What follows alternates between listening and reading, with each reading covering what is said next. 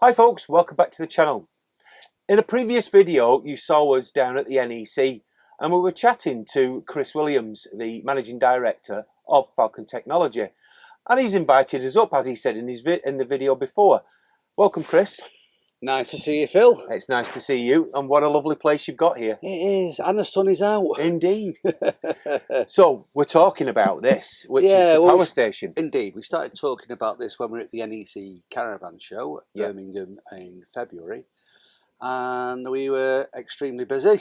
Yes, as always. Well, you're hard to pin down, I know that much. I know, yeah. Well, basically, customers want to come see us, touch, feel, questions to be asked, and basically the nice thing about coming to us now is it's just one-on-one. Indeed. Now, I have to be honest, I was very sceptical of these when they very first came onto the market. Sure. And when we went to the Manchester show and your stand was there, Juliet spotted this. And she said, Phil, I can think of loads of practical applications we can use with that. And when she explained herself, the penny dropped, and I thought, that's a really good idea. But what I'd like you to do, if you don't mind, Chris, is perhaps explain to our audience all about this device. No problem. So basically, stored power. That's the first thing. Stored energy, we've got power banks for our phones. This is a power station. So basically, with power stored, then it delivers power.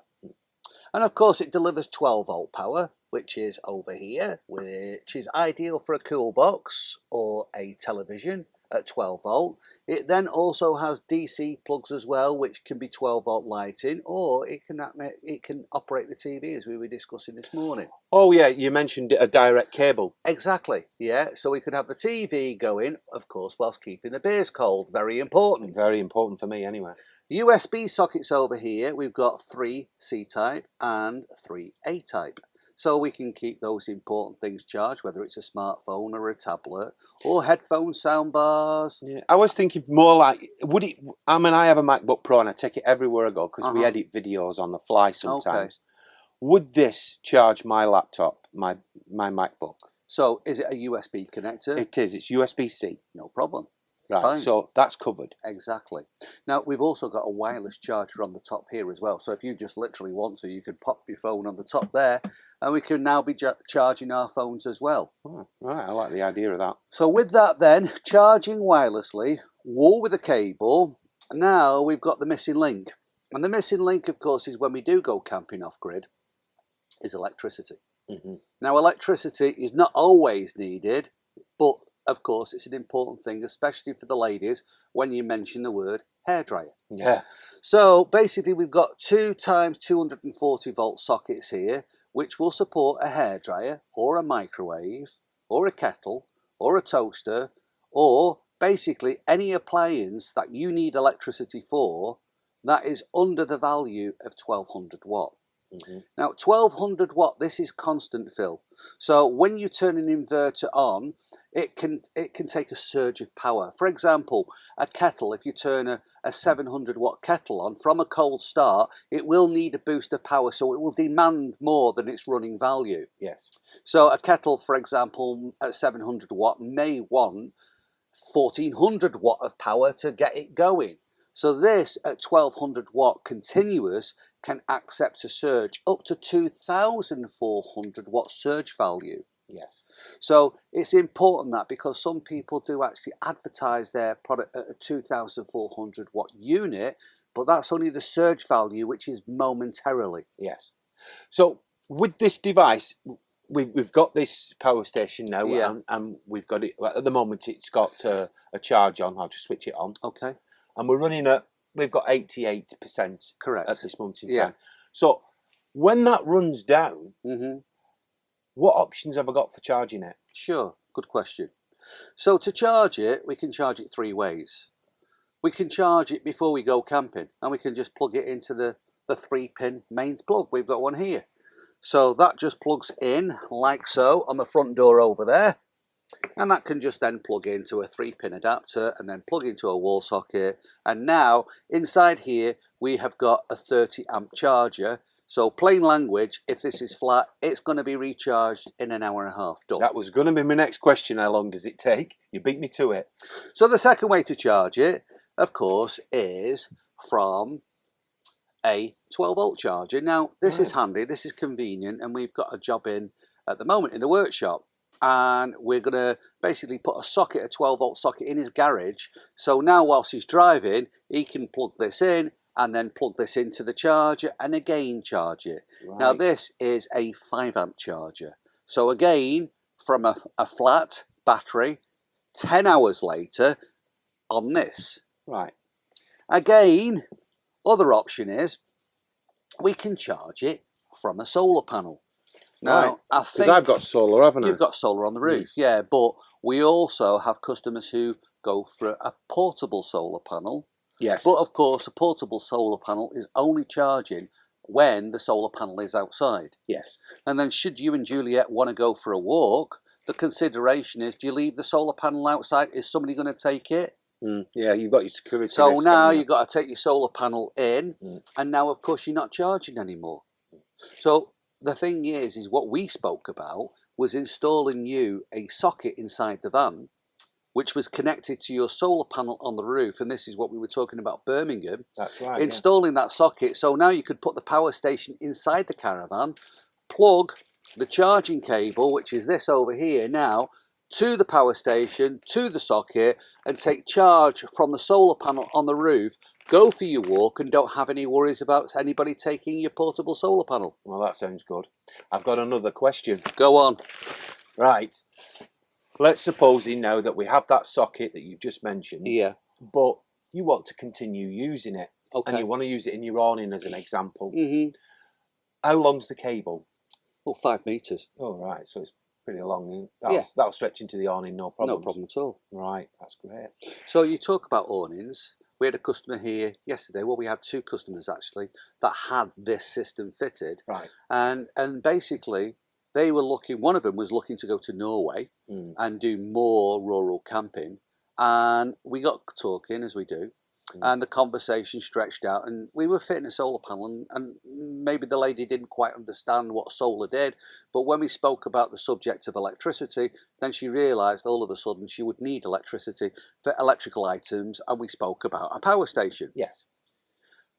What really she liked was the fact that she could have the power station not just functional for a hairdryer in the Caravan, but she can take it out inside the awning and put it underneath the table, take the microwave outside, plug that in to the power station with the power station underneath, and now she's got a cooking point outside. That's great. Husband loved the fact then he could sit the television on the top and plug it in whilst keeping the beer cold on the 12-volt socket.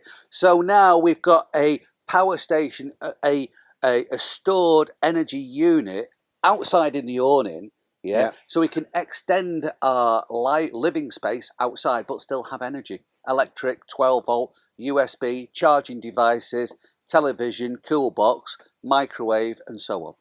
I think this is a real good all-rounder. It is. It's going to be interesting. Chris has asked us kindly if we take this away and test it throughout the season, and that's what we're going to be doing. Mm-hmm. We're going to be testing it, and we're going to put it through its paces, to be honest. I've got quite a few ideas to use this, and some of them are just a little bit left field. They're not quite maybe what we would use in our Caravan or motorhome, perhaps elsewhere, perhaps in a workshop or something like that. We had a customer in last week.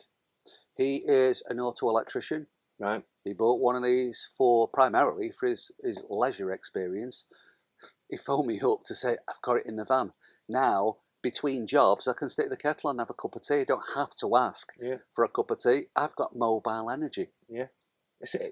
Like I said, I was sceptical at first, but as me and Juliet had talked, and we've talked since, before making this video, I'm a lot more convinced that there's a lot more uses for this than first everybody thinks, well, it's just for charging your phone. But it's not. You've got to play with these things and better understand them. You do.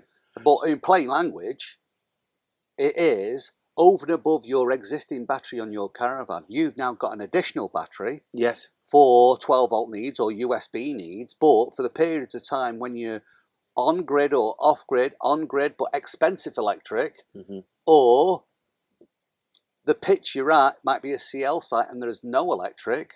Yeah. Or you're at the side of the road en route to your destination, and now you've got electric. Yeah, I know. I mean, the European sites are only 5 amp, and you only have to switch 2 things on the trip, and then you have to wait for somebody to come and reset it because their boxes are sealed, and it's a bit of a faff.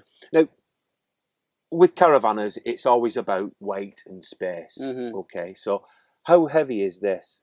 12 kilos. So it's less than a leisure battery, a lead acid. Lead acids normally are about 26 kilos. They are, yeah. So some caravanners think about storing more energy, have another lead acid battery fitted. Now they've got 52 kilos. Yeah. 12 kilos. That includes everything. The inverter, everything inside. I mean, when we take it out, what we are going to be doing, we're going to be using it quite a lot on various different electrical appliances. But the thing I like is because my car's a 12-volt socket in the boot, I can plug it in there, and while I'm driving, I can top it up. Exactly. And I like the idea of that as well.